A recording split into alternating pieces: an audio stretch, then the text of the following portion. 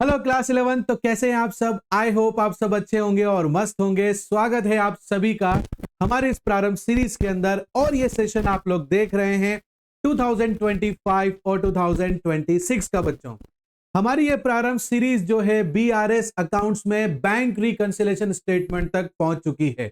Last class में बेटा हम लोगों ने हमारे लेक्चर नंबर 1 स्टार्ट किया था इसमें, और इसका कुछ थ्योरी पार्ट हमने समझने की कोशिश किया था उसमें। फिर भी अगर आपको कोई डाउट रह गया है तो आज का ये लेक्चर नंबर 2 बहुत इंपॉर्टेंट आपके लिए रहने वाला है बच्चों, क्योंकि आज इस क्लास के अंदर हम लोग एक प्रैक्टिकल क्वेश्चन करेंगे और हमारे सारे डाउट को क्लियर कर देंगे, जिससे आपका जो बेस है वो स्ट्रांग हो जाएगा। 11th का अगर बेस आपका स्ट्रांग हो गया तो 12th बहुत इजी आपको लगने वाली है। और हम लोग यहां पर आपके पास में मंडे टू सैटरडे हैं, जहां पर अकाउंट्स, इकोनॉमिक्स और बिजनेस की क्लासेस मंडे टू सैटरडे लगती है बच्चों। आपकी जो 11th की क्लासेस है बेटा, उसकी जो वीडियोस होती हैं वो शाम को 5 बजे आ जाती है। मंडे ट्यूसडे आपका अकाउंट्स का रहता है, वेडनेसडे थर्सडे बिजनेस का रहता है, और फ्राइडे और सैटरडे इकोनॉमिक्स का रहता है बच्चों। तो जुड़िए हमारे साथ में और अपने 11th के बेस को स्ट्रॉन्ग कीजिए। ये लेक्चर बेटा लास्ट तक जरूर देखना, ये क्वेश्चन आप लोग ध्यान से देखना बेटा। फिर भी अगर कोई डाउट आता है तो कमेंट बॉक्स में या फिर व्हाट्सएप पे भी आप हम लोगों से बात कर सकते हो बेटा। चलिए क्वेश्चन देखते हैं और इसको समझने की पूरी तरीके से कोशिश करते हैं। ये है बेटा हमारा क्वेश्चन। बेटा प्लीज आप लोग इसका स्क्रीनशॉट ले लो, ताकि मैं इसको यहां से हटा के फिर आपको पूरा यहां पर एक्सप्लेन इसको करूंगा। इसको करने से पहले बेटा सबसे पहले हम समझते हैं कि सर इसका जो फॉर्मेट है वो किस तरीके से बनेगा। तो देखो बेटा इसका फॉर्मेट बनाते हैं हम लोग। बहुत इजी फॉर्मेट है, बहुत आसान फॉर्मेट है बेटा, ऐसा कुछ नहीं है इसमें। और फॉर्मेट अकाउंट्स के अंदर बहुत इंपॉर्टेंट होता है, इसलिए फॉर्मेट में कभी भी आप लोग मिस्टेक मत करना बच्चों। ये पर्टिकुलर हो गया बेटा, ये प्लस आइटम्स यहां पर हम लोग लिखेंगे, ये माइनस आइटम्स हम लोग यहां पर लिखेंगे। ये हमारा हो गया bank reconciliation statement as on 31st। ये क्वेश्चन के अकॉर्डिंग बेटा 30 जून है, सॉरी 30 जून 2020। देखो बेटा यहां पर बैंक रिकंसिलेशन क्या है, हम हमारी कैश बुक को पासबुक से जो है टैली कर रहे हैं, कंफर्म कर रहे हैं जो हमारी एंट्रीज है, क्योंकि यहां पर दोनों के बैलेंस मैच नहीं हो रहे हैं। तो हम लोग यहां पर क्या करने की कोशिश कर रहे हैं, दोबारा से मैच कर रहे हैं, मतलब रिकंसिलेशन यहां पर हम लोग कर रहे हैं बच्चों। तो चलिए इसको देखते हैं और कंपेयर करते हैं। क्वेश्चन है बेटा कि 30 जून को the bank balance as per the Sanjay Yadav cash book was 1500। मतलब संजय यादव ने कहा उसके पास जो उसने कैश बुक मेंटेन किया है उसमें उसको पॉजिटिव बैलेंस नजर आ रहा है 1500 रुपीज का।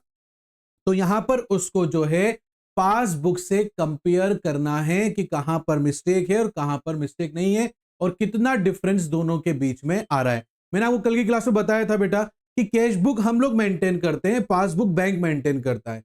हम बैंक से रिलेटेड जो भी हमारे ट्रांजैक्शन होते हैं, भाई कोई पैसा आया कोई पैसा गया, तो हम लोग क्या करते हैं कैश बुक में उसको लिखते हैं, और बैंक भी अपने पासबुक में उसको लिखता है।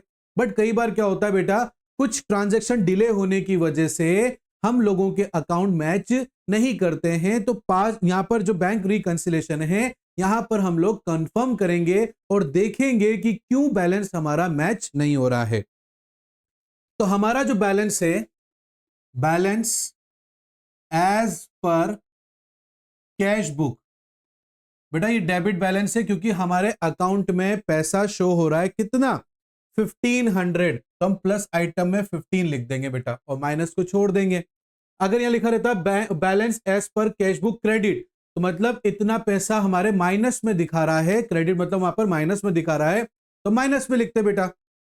Is that clear? तो हमारे अभी पॉजिटिव में दिखा रहा है तो हमने इसको प्लस में लिख दिया। ठीक है, लिख भी रखा है देखो यहां पर the bank balance as per Sanjay Yadav cash book was ₹1500, कि मतलब हमारा बैंक बैलेंस कैश बुक में इतना दिखा रहा है बच्चों। Is that clear? अब चलो पहला इंक्वायरी दे रखी है उसमें कि cheque amounting ₹7290। Were issued on 20th, sorry गिर गया, ऑन 20th। देखो बेटा यहां पर क्या है, चेक डिपॉजिट हो गया है यहां पर, मतलब हमने चेक बनाया किसी के लिए, मतलब हमने किसी को पेमेंट किया, हमने किसी को पेमेंट किया 7,290 रुपीज का, तो हमने तो चेक बना दिया, और हमने चेक बनाया कब, 28 जून को। अब ये जो 7,290 रुपीज है ना, ये हमने एक साथ अमाउंट नहीं बनाया था, इसमें एक और अमाउंट था हमारा 1,300 रुपीज का, जो चेक था वो हमने अलग से बनाया, तो मतलब हमने दो चेक दिए, और दोनों चेक की जो वैल्यू थी वो थी 7,290 रुपीज की। तो उन दो चेक में से एक चेक था 1,300 रुपए का, कितने का था बेटा, 1,300 रुपीज का, जो कि बेटा अगले महीने जुलाई में क्लियर हुआ है। हम लोग कौन सा बैलेंस मैच कर रहे हैं, जून का। तो हमने तो क्या किया, पूरा 7,290 रुपए लेस कर दिए कि भाई हमारे पास से तो चेक बना के दे दिया हमने पार्टी को, तो हमारे पास से पैसे चले गए, लेकिन उसमें से 1,300 वाला तो अगले महीने पेमेंट हुआ है, तो इस महीने क्या था, वो हमारे खाते में ही था, बट हमने तो लेस कर दिया था, तो हमें क्या करना पड़ेगा, इस महीने तो हमारे खाते में ही था ना बेटा, हमारे अकाउंट में ही था, तो हमें उसको ऐड करके दिखाना पड़ेगा। तो यहां पर देखो बेटा, यहां लिखेंगे फर्स्ट नंबर डाल के, चेक इशूड, बट इसमें से अपन बुक में से देख लेंगे, not presented for payment up to 30 June 2020। तो वो जो 1,300 रुपए वाला चेक था बेटा, वो 30 जून तक भी पेमेंट नहीं हुआ था, तो हमारे खाते से पैसे कटे नहीं बेटा 1,300 रुपए से, तो 1,300 रुपए में प्लस में लिखना पड़ेगा, क्योंकि इस महीने तो क्या था, वो प्लस में ही था, और हमने सोचा यार चेक क्लियर हो गया होगा, तो हमने अभी से पूरा अमाउंट लेस कर दिया, जबकि पता चला 1,300 वाला जो चेक था वो अगले महीने क्लियर हुआ, मतलब अगले महीने पेमेंट हुआ, तो इस महीने मतलब जून में तो हमारे खाते में था ना, और आपने क्या करा, पूरा लेस कर दिया, तो 1,300 रुपए वाला वापस ऐड कर लो, तो ये हमने ऐड कर लिया बेटा। नेक्स्ट देखो बेटा, यहां पर चेक डिपॉजिट हुआ बैंक में 10,000 रुपए, but of this cheque 4,000 rupees were cleared and credited in July. देखो बेटा, आपने आपको किसी ने आपको किसी से 10,000 रुपए लेने होंगे बेटा, तो आपने क्या करा, उसने आपको चेक दे दिया कि सर ये आपका चेक, हमने चेक ले लिया बेटा, चेक था उसमें बेटा 10,000 का टोटल चेक था, जिसमें से 10,000 में से दो चेक दिए उसने, एक 6,000 का चेक दिया बेटा, ऐसे समझो आप, और एक 4,000 का चेक दिया, तो हमारे पास तो 10,000 आए बेटा, हमने दोनों चेक जो है बैंक में जमा करा दिए, और हमने सोचा हमारे बैंक में पैसे आ गए होंगे, तो हमने कैश बुक में लिख लिया, हमने कैश बुक में हमारे बैलेंस को 10,000 से इंक्रीज कर लिया, पता चला उसमें से 4,000 रुपए का जो चेक है वो तो अगले महीने क्लियर हुआ, मतलब अगले महीने हमारे खाते में 4,000 रुपए आए, और हमने इसी महीने में ही पूरा 10,000 ऐड कर लिया था, तो हमें इस महीने क्या करना पड़ेगा, उस 4,000 वाले चेक को माइनस में दिखाना पड़ेगा, क्योंकि वो इस महीने क्लियर नहीं हुआ, अगले महीने क्लियर हुआ बेटा। तो हम लिखेंगे cheque deposited into bank but not credited by bank.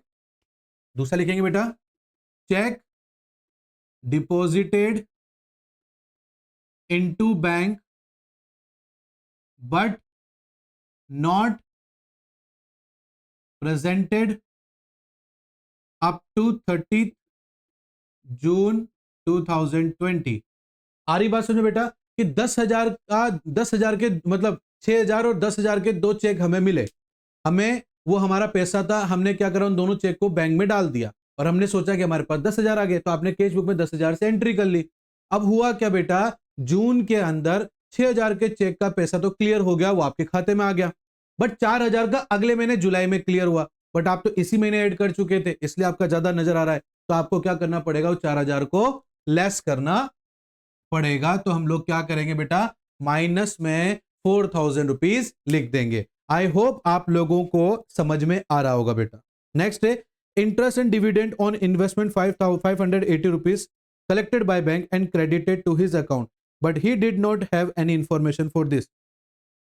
हमें किसी से इंटरेस्ट लेना था, और हमने कहीं शेयर में इन्वेस्ट कर रखा है, तो उसका डिविडेंड आना था, तो ये काम हमने रिसीव्ड करने का बैंक को दे रखा है कि भाई मेरा कोई भी इंटरेस्ट किसी कंपनी से या डिविडेंड किसी कंपनी से आए। डिविडेंड मतलब होता है जब हम किसी शेयर को बाय करते हैं और उसमें हमें एक्स्ट्रा प्रॉफिट कमाने का मौका मिलता है, तो उस प्रॉफिट को डिविडेंड बोलते हैं बेटा। तो वो आना है तो तुम हमारे बिहाफ पे कलेक्ट कर लेना। तो बैंक ने वो पैसा कलेक्ट तो कर लिया, बट हमें जानकारी नहीं दी कि भाई आपके जो पैसे हैं 580 रुपीज वो आ गए हैं। आ तो गए, बैंक ने अपने खाते में डिपॉजिट भी कर दिए, बैंक ने अपने पासबुक में भी एंट्री कर ली कि भाई इनके 580 रुपए आए हैं, बट हमें नहीं बताया। तो हम क्या समझ रहे हैं कि हमारे खाते में नहीं आए, तो हमने कैश बुक में उसको शो ही नहीं करा। तो अब हमें पता लग गया, तो हम क्या करेंगे, उसको 580 रुपए आ गए ना बेटा, तो अब उसको ऐड कर लेंगे अपन।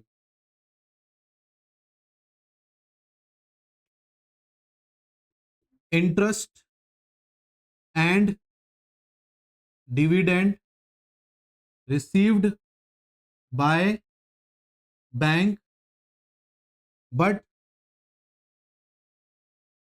बुक में से देखते हैं, not entered into the cash book. तो बेटा एंट्री कर लो, 580 रुपए से बैंक ने तो कर ली, बट आपने नहीं करी ना बेटा, क्योंकि आपके पास जानकारी नहीं आई। अब आ गई ना, अब अपन ने लिख लिया 580 रुपए, इसलिए हमारा कम बैलेंस शो हो रहा था। नेक्स्ट देखो बेटा, life insurance premium 750 rupees paid by bank according to his standard order. आपका कोई इंश्योरेंस प्रीमियम था बेटा, उसकी जिम्मेदारी भी आपने बैंक को दे रखी, भाई मेरा इंश्योरेंस प्रीमियम हर महीने 750 रुपीज जाता है, तो प्लीज आप पेमेंट कर देना। तो बैंक ने पेमेंट कर दिया, बट उसकी जानकारी आपको नहीं मिल पाई। तो आपने तो क्या सोचा कि 750 रुपए अभी भी मेरे खाते में पड़े, तो आपने कैश बुक में लिख लिया पॉजिटिव में, जबकि उसको कहां लिखना था आपको, माइनस में, क्योंकि आपको पता ही नहीं था। आप तो सोचे थे अभी नहीं कटे, तो बेटा अब बैंक ने तो काट दिए ना, तो अब आपको भी यहां पर लेस करना पड़ेगा। ठीक है, life insurance premium paid by bank 750 rupees. Is that clear? Next देखो बेटा, bank charge 25 rupees not recorded in cash book. Bank ने चार्ज करे 25 रुपए, बट हमने वो भी रिकॉर्ड नहीं करे कैश बुक में। चार्ज कर लिया ना, काट लिया उसने, हमारे खाते से पैसे निकाल लिए, बट हमने हमने खुद ने लेस करके नहीं दिखाया हमारी कैश बुक में, तो लेस करो बेटा। फिफ्थ है बैंक चार्ज 25। क्लियर? ये क्वेश्चन हमारा कंप्लीट हो गया बेटा। अब दोनों का इंडिविजुअली टोटल करेंगे, ताकि हमें पता चले कि हमारे खाते में ज्यादा पैसे पड़े हुए हैं कि नहीं पड़े हुए हैं, क्या है क्या नहीं है, पूरा सीन पता लग जाएगा। तो प्लस में हमारे पास में 1500 है, 1300 है और 580 है, तो 3380 है। और नेगेटिव में कितना है बेटा, 4750 और 25, 4775 रुपीज। मतलब पॉजिटिव का बैलेंस कम है और नेगेटिव का बैलेंस ज्यादा है। इसका मतलब यह है कि हमारे बैंक में जो हमारे पैसे पड़े थे, उससे भी ज्यादा बैलेंस हमने बैंक में यूज कर लिया है। मतलब आपके खाते में सपोज करो कितने रुपए पड़े बेटा, 3880 रुपए, ठीक है ना, और आपने बैंक से कितने रुपए निकाल लिए, 4775 रुपए, मतलब 4775 रुपीज निकाल लिए। तो मतलब अभी ऐसी सिचुएशन को क्या बोलते हैं, देखो समझो, जब भी हम हमारे बैंक अकाउंट से ज्यादा का अमाउंट यूज कर लेते हैं, तो उसे हम ओवरड्राफ्ट कहते हैं। कि सपोज करो आपके खाते में 10,000 रुपए पड़े हुए हैं बेटा, बट आपने पेमेंट जो है एक महीने के अंदर 15,000 रुपए का कर दिया, मतलब आपने बैंक से 5,000 रुपए एक्स्ट्रा लिए हैं। ये सिर्फ उसी केस में होता है जब आप बिजनेस करते हो, और बिजनेस के लिए हमें सेपरेट एक अकाउंट बैंक में खुलाना पड़ता है, जिसका नाम है करंट अकाउंट बेटा। उसी केस में होता है, नहीं तो बहुत से बच्चे सोचेंगे सर हमारे तो ऐसा होता ही नहीं है। नहीं बेटा, सेविंग अकाउंट में नहीं होता है, करंट अकाउंट में होता है, जो कि बिजनेसमैन के लिए होता है। उसमें क्या अपॉर्चुनिटी मिलती है, सपोज करो आपके खाते में 10,000 रुपए हैं और आपको इंस्टेंटली किसी को 15,000 रुपए का पेमेंट करना है, तो बैंक आपका काम नहीं रोकता है, बैंक पेमेंट कर देगा 15,000 रुपए का। आप चेक बना दो, बैंक को बता दो कि मेरे खाते में 10,000 है, बट मेरे को सामने वाले को 15,000 पेमेंट करने हैं, तो 5,000 आप उसमें मिलाकर आप पेमेंट कर दो, बाकी बाद में 5,000 मैं आपको पे कर दूंगा 2-3 दिन में। क्लियर? और वही यही हुआ कि यहां पर खाते में पैसे थे 3,380 रुपीज, और हमने पेमेंट कर दिया सभी को 4,775 रुपए का। तो हमारे ऊपर बैंक का भी उधार चढ़ गया है। और कितना उधार चढ़ गया बेटा, माइनस करके पता लगा लेंगे। 4,775 माइनस 3,380, तो हमारे ऊपर 1,395 रुपीज का क्या हो गया बेटा, उधार हो गया बैंक का, हमें बैंक को देना है। तो 13, अभी नेगेटिव बैलेंस है बेटा 95, ये अपना 95 मैंने यहां पर लिख दिया बच्चे। क्लियर? ये हमारा क्या हो गया बेटा, ओवरड्राफ्ट बैलेंस हो गया। ये हो गया हमारा overdraft debit balance as per पास बुक। क्लियर बच्चे? तो ये है आपका बैंक रिकंसिलेशन स्टेटमेंट का जो है अकाउंट, ये इस तरीके से मेंटेन होता है। बेटा इसमें कहीं पर भी अगर आपको डाउट आ जाए तो आप प्लीज मुझसे पूछना, और ये नीचे भी लिखना जरूरी है इस डिफरेंस के सामने। कमेंट करके पूछ सकते हो बेटा, व्हाट्सएप के जरिए आप मेरे से पूछ सकते हो, फिर भी अगर कोई डाउट रहता है तो इन दो तरीकों से आप मेरे से पूछ सकते हो। साथ ही साथ में बेटा प्लीज ये जरूर बताना कमेंट करके कि आपको हमारी क्लास कैसी लग रही है, मेरा पढ़ाने का तरीका आपको कैसा लग रहा है बेटा। और एक और है बेटा, वो ये बेटा प्लीज लाइक किया करो, शेयर किया करो, सब्सक्राइब करना भी बिल्कुल मत भूलना बेटा। ये तीन चीजें हमारे मनोबल को बढ़ाती रहती है कंस्टेंटली बेटा, तो ये तीन काम भी साथ में आप प्लीज करके जरूर जाना। मिलता हूं नेक्स्ट क्लास में, तब तक के लिए thank you and bye bye बच्चों।